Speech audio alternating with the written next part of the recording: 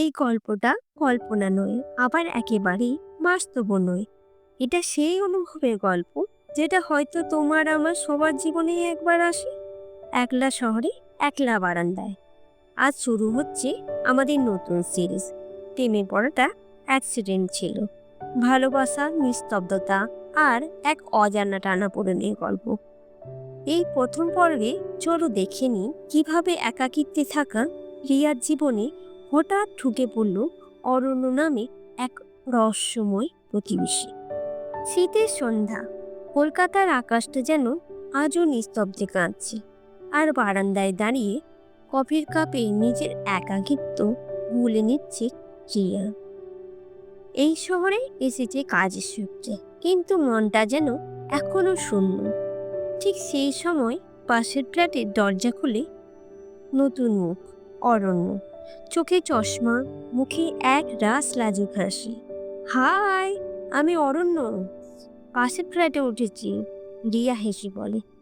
Welcome to the boarding apartment. তাদের আলাপ যেন ধীরে ধীরে এক অভ্যেসে পরিণত হয়। প্রতিদিন সন্ধ্যায় কফি, বারান্দা আর কিছু কথার বিনিময়ে দুজন মানুষের দূরত্ব মিলিয়ে যায়।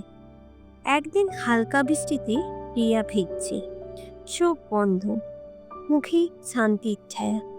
অরণ্য ছুটে আসে। ঠান্ডা লেগে যাবে, ভেতরে চলো।